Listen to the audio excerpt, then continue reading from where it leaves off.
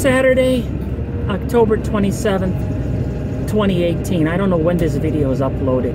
I give up. I can't keep up with these news articles. I don't know how to impress upon people. I don't know how to impress upon people the importance of having a registry for nuts and crazies. It's the subject of yesterday's video. I got really emotional upset about Cesar Sayoc, fuckface. You know why? Because we don't watch these guys. And now we have the nut job in the Jewish synagogue in Pittsburgh.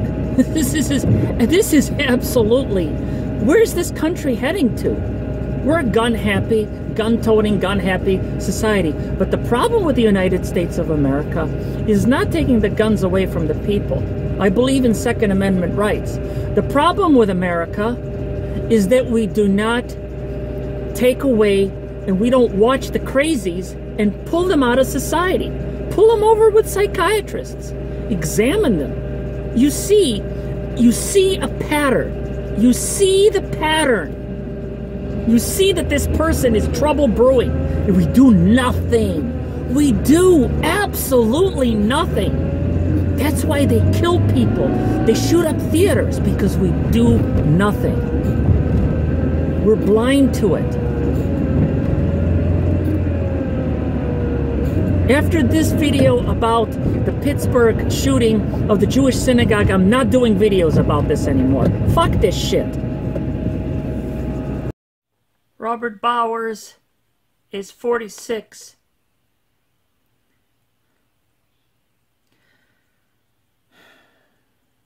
Cesar Sayoc is 56. Robert Bowers hates Trump. Cesar Sayoc loves Trump. Bowers mowed down 11 Jews.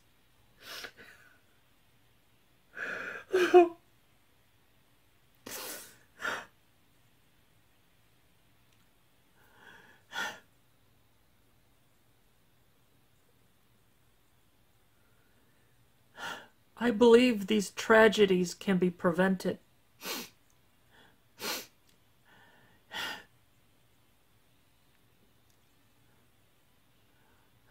But these guys, they give off signs on social media, on Facebook, on Gab, on Instagram, on these different social media. They give out signs of their anti-Semitism, or their white supremacy, or their racism, or their anti-black attitudes. I never did a video on Dylan Roof. That's before I started doing videos on these nuts and crazies. We need a registry. We need to pull these people up, pull these people aside for psychological evaluation, and we could prevent these tragedies. We could prevent these tragedies. Because these guys give signs that they are going to do these things. It's clear as day. Posting on social media that Jews are children of Satan. I mean, who is the child? He's the child of Satan. He's the nut. Pull this guy over. Evaluate him. Before they kill 11 people. That's a lot of people to kill.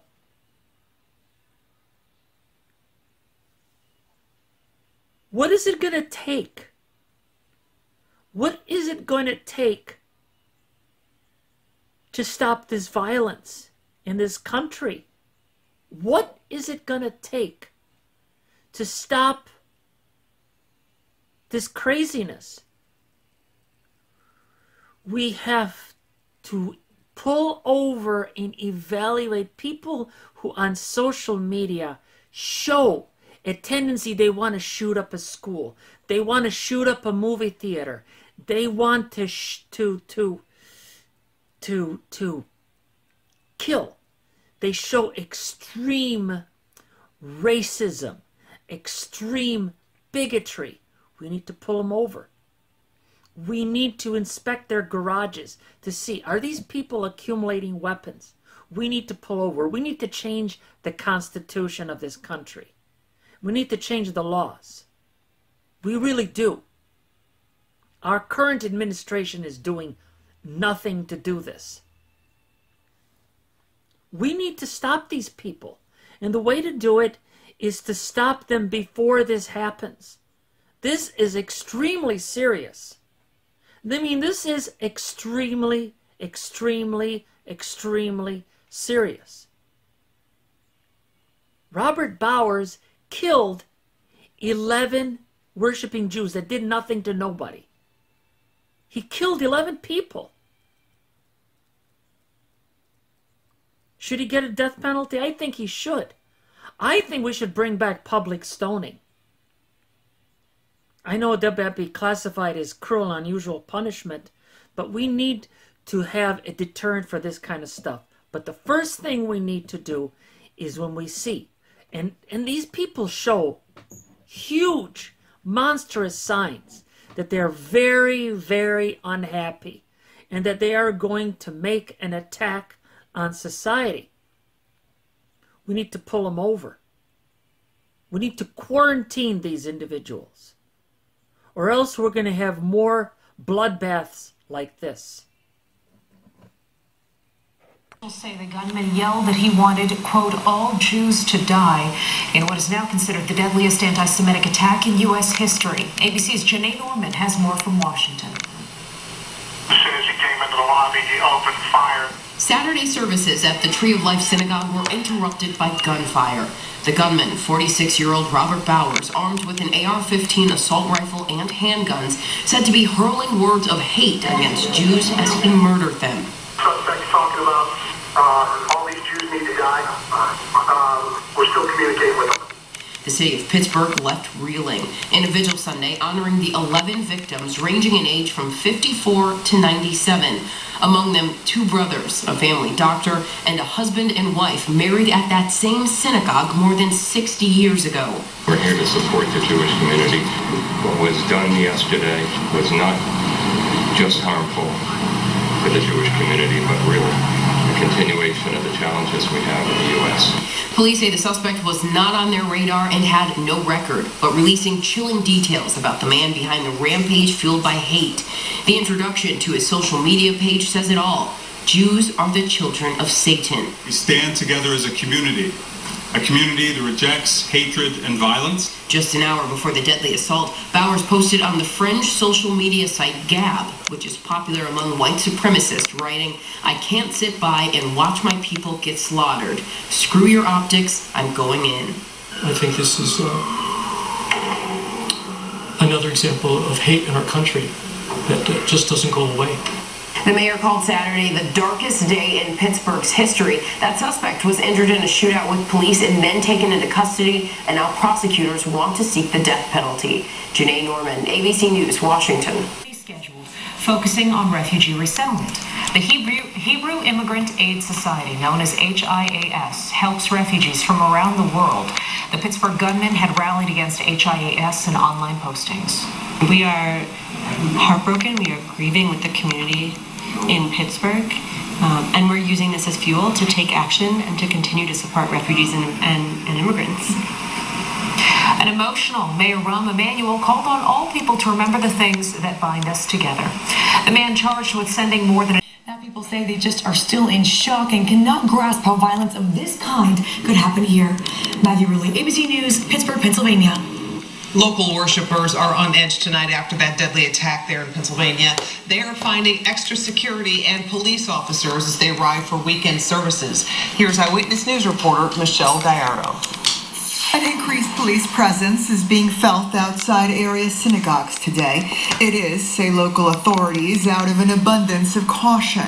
And while there are no threats against Jewish congregations in the Chicago area, news of the shooting in Pittsburgh has rattled the local Jewish community. It makes you watch the door a little bit more vigilantly. So I was kind of, as I was singing, I had my eye on the lobby. Coming during Shabbat, many Jews heard of the shooting through their rabbis as services got underway this morning, changing the tone of what should have been a joyous time spent in prayer. That's what I had to ultimately speak about. I had my congregation rise for a moment of silence, and I just spoke from the heart, and it was a broken heart. While the shooting is not the first on a house of worship, this one appears to have all the hallmarks of a hate crime, increasing concerns amongst the area's Jewish leaders. Frankly, to a level that some of us never thought we would see. We thought that those days were long gone, but this anti-Semitism comes from both sides of the political spectrum. It comes from the far right and it comes from the far left. Seeming to agree with that assessment, Mayor Rahm Emanuel today released a statement which reads in part, "Over the past week, across our nation, we have seen the dark forces of hatred, extremism, and prejudice boil over into violence. As intolerance and ignorance threaten to tear us apart, we must come together as Americans and empower the better angels of our nature." To honor the victims of today's shooting, Chicago's Jewish leaders called for a solidarity Shabbat next Saturday, November 3rd, hoping to bring the city's Jewish community together in prayer.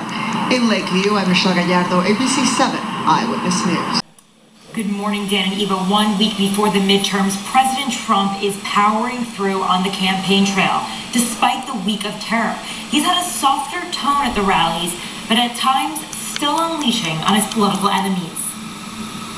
Overnight at a rally in Illinois, President Trump condemning the synagogue shooting as pure evil, rooted in anti-Semitism. This evil anti-Semitic attack is an assault on all of us. It's an assault on humanity. Just days after 14 pipe bombs were sent to Trump's political rivals, the president again calling for unity, continuing his pledge for a softer tone. If you don't mind, I'm going to tone it down just a little bit. Is that okay? Advisor to the president and first daughter, Ivanka Trump, standing in solidarity with the Jewish community. Ivanka, who converted to Judaism. Some kind of a protection inside the temple, maybe it could have been a very much different situation. And I think they should very much bring the death penalty into vogue. They should really suffer the ultimate price. President Trump said he considered canceling his rally in Illinois, where Congressman Mike Post is struggling to keep his seat. He decided to rally.